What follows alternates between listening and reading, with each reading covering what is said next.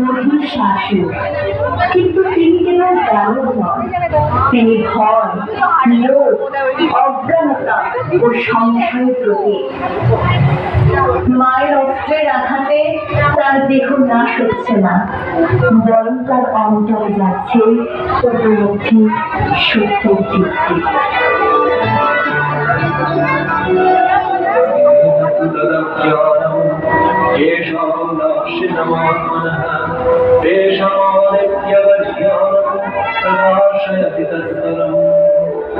চারপাশে ধ্যানরত মনীষীরা আমাদের মনে করিয়ে দেন, যেটা শুধু যুদ্ধক্ষেত্রে চলে যায় এই আত্মার জাগরণের দিশা।